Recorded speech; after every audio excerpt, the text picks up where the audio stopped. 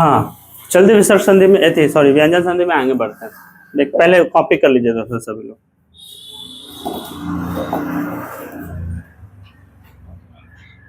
हाँ तो चलते हैं। यदि त के बाद ह आए, क्या चीज, त के बाद ह आए तो त का क्या हो जाता है, द हो जाता है, और ह का क्या हो जाता है, ध हो जाता है। समझ में आया बात, त का द हो जाता है और ह का ध हो जाता है दोस्तों। और समझते हैं, जैसे उत जोड़ हार, त ह क्या हो गया, ध द उद्धार, क्या हो गया, उद्धार। उत जोड़ हत, उद्धत, उत जोड़ हरण, उद्धरण, तत् जोड़ हित, तद्धित। इन सभी कंडीशनों का आपको जानना होगा और लगातार आपको इसको समझना होगा, और बार बार इसका रिवीजन करने से, बार बार केवल बोलने मात्र से ही आपको कंप्लीट हो जाएगा दोस्तों। तो कोई दिक्कत नहीं। अब समझो, यदि म के बाद कोई व्यंजन वर्ण आए, यदि म के बाद कोई भी व्यंजन वर्ण आए, कोई भी व्यंजन वर्ण आए, तो म का अनुस्वार हो जाता है। क्या हो जाता है, अनुस्वार। अनुस्वार ये होता है, अनुस्वार, अनुस्वार हो जाता है। जैसे सम जोड़ कल्प, संकल्प, आ रहा है अनुस्वार दोस्तों। सम जोड़ हार, क्या आ रहा है, अनुस्वार, संहार। सम जोड़ वाद, क्या आ रहा है, संवाद। पम जोड़ चम, पमचम। सम जोड़ गम, संगम। है ना दोस्तों, समझ में नहीं पाता है कि कैसे ये बन रहा है। समझ? अब अंक को चलते हैं। यदि यदि क च ट त तथा प के बाद म या न आए तो क का अंग हो जाता है। क्या हो जाता है, क का अंग। च का क्या हो जाता है, ञ।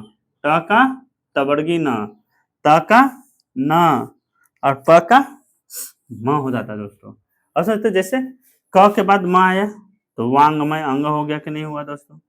क के बाद न आया, दिंगनाथ। च म कैमुख। सट जोड़ मास, क्षणमास। तो ऐसा कच जोड़ मुख, कैमुख। इस प्रकार आगे की ओर बढ़ते हैं। उत जोड़ नति, उन्नति। उत जोड़ मूलन, उन्मूलन। उत जोड़ माद, उन्माद। अप जोड़ मैं, अम्मय। समझ में आया दोस्तों, इस प्रकार अपना चल रहा है। अब आगे की ओर चलते हैं। यदि त के बाद तलाबे श आए तो त का च, स का छ हो जाता है। त के बाद स आए तो त का च और स का क्या हो जाता है दोस्तों, छ हो जाता है। समझते हैं, जैसे उत जोड़ शिष्ट, उच्छिष्ट। क्या बोलेंगे, उच्छिष्ट। अब समझते हैं, उत जोड़ श्वास, उच्छ्वास। हम लोग को क्लास 10th में सभी बच्चों को क्लास 10th में उच्छ्वास क्या होता है, प्रश्वास क्या होता है, सब जानना है। उच्छ्वास। तत् जोड़ शिव, तच्छिव, क्या हो जाता है, तच्छिव। मत जोड़ शिव, मच्छिर। तो इस प्रकार अब आगे कर बढ़ते हैं। पॉइंट नंबर 9, यदि मूर्धन्य स के बाद त या थ आए तो त का ट, थ का ठ हो जाता है। समझे दोस्तों, यदि मूर्धन्य स के बाद त या थ आए तो त का ट, थ का ठ हो जाता है। जैसे आकृष्ट जोड़ त, आकृष्ट।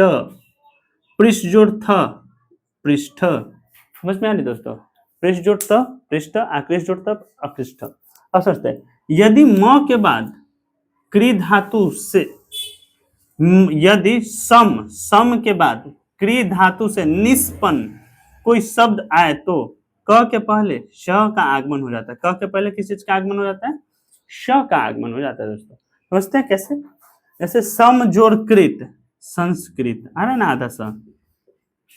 सम जोड़ कृति, संस्कृति। सम जोड़ कार, संस्कार। सम जोड़ करण, संस्करण। इस प्रकार अब ये व्यंजन संधि भी समाप्त होता है। अब चलते हैं आगे विसर्ग संधि की ओर। तीसरा और अंतिम संधि का प्रकार है विसर्ग संधि। चलते हैं दोस्तों, अब चलते हैं नेक्स्ट है संधि के प्रकार में। पहला था स्वर संधि, दूसरा था व्यंजन संधि, और तीसरा है विसर्ग संधि। तो दो संधि खत्म हो गया, स्वर संधि, व्यंजन संधि। इसी क्रम में आगे बढ़ते हुए विसर्ग संधि। विसर्ग संधि किसे कहते हैं, विसर्ग के साथ स्वर या व्यंजन के मिलने से जो विसर्ग के साथ का विकार उत्पन्न होता है उसी को विसर्ग संधि कहते हैं। सिंपल सा लॉजिक है। अब कैसे भाई समझते हैं, इसका कुछ निम्नलिखित प्रकार है, समझिए। यदि विसर्ग के बाद च या छ आए, च या छ, विसर्ग के बाद च या छ आए, च या छ आए तो विसर्ग का श हो जाता है। क्या हो जाता है, मूर्धन्य तलव्य श हो जाता है। जैसे निह जोड़ चय, विसर्ग के बाद कोई भी च या छ आ जाए तो च आया तो निश्चय, क्या हुआ? निह जोड़ छल, निश्चल, निह जोड़ चित, निश्चित। मेरे दोस्तों, इस प्रकार मेरे बच्चे यहाँ देखेंगे, यदि विसर्ग के बाद कोई अन्य वर्ण आए तो विसर्ग का ओ हो जाता है। क्या हो जाता है? ओ हो जाता है। जैसे मनः जोड़ हर, मनोहरः, तपः जोड़ वनम, तपोवनम, मनः जोड़ जह, मनोजः, मनोज हो गया। इसी प्रकार अब आगे और बढ़ते हैं विसर्ग में। यदि विसर्ग के बाद क, प, फ आए तो विसर्ग का श हो जाता है, मूर्धन्य श हो जाता है। निह जोड़ कर्ष, निष्कर्ष, है ना, मूर्धन्य सा, आधा मूर्धन्य सा। दुह जोड़ कर्म, दुष्कर्म। निह जोड़ पाप, निष्पाप। निह जोड़ फल, निष्फल। बहि जोड़ कार, बहिष्कार। नहीं दोस्तों, बहिष्कार, समझ रहे? अब यदि विसर्ग के बाद ट या ठ आए तो विसर्ग का श हो जाता है, मूर्धन्य श। जैसे धनु जोड़ टंकार, धनुष टंकार। अनु जोड़ ठान, क्या हो जाएगा? अनुष्ठान, अनुष्ठान। यदि विसर्ग के बाद त या आए तो विसर्ग का श हो जाता है, मतलब सॉरी दंत स हो जाता है। नमः जोड़ते, नमस्ते। नमः जोड़ तेज, निस्तेज। इसी के साथ साथ अब अंतिम में चलते, अंतिम कड़ी में चलते दोस्तों। क्या चाहिए भाई? यदि विसर्ग के बाद तलव्य श या मूर्धन्य श आए तो विसर्ग का वही तलव्य मूर्धन्य श हो जाता है, जो है वही हो जाता है। अब समझते हैं कैसे। तो अब चलते हैं। निह जोड़ शब्द, निशब्द, निशब्द। दुह जोड़ शासन, दुशासन। दुह जोड़ साहस, दुस्साहस। इस प्रकार हमारा संधि पूरा समाप्त होता है दोस्तों। अब आगे बढ़ते हैं, आगे क्रम में समास चलेगा, फिर कारक चलेगा, बहुत से ऐसे क्रम में धीरे धीरे हम लोग बढ़ते चलेंगे। लेकिन चलते चलते एक मोटिवेशनल कोट बोलना चाहूंगा कि बच्चे, कोई भी चीज आसानी से नहीं मिलती है, सबके लिए बहुत मेहनत करना पड़ता है, बहुत तपस्या करना पड़ता है, और उस तपस्या के फलस्वरूप एक छोटी सी सफलता आती है जो आपके जीवन में दीपक का काम करती है और आपके अंधियारे भरे जीवन में रोशनी का काम करती है। और जीवन भर ये रोशनी ऐसा होता है कि जब तक आप जीवित रहेंगे तब तक ये आपके साथ रहेंगे और टिमटिमाते रहेंगे और आपको एक सितारा बना के चमकाते रहेंगे। तो इन सभी चीज़ों के साथ ही मैं आगे बढ़ता हूँ और एक लाइन और बोलना चाहता हूँ, जैसे कि मैंने बोला, कड़ी मेहनत ही सफलता की कुंजी है। इसी के साथ साथ मैं एक लाइन और बोलना चाहता हूँ कि सफलता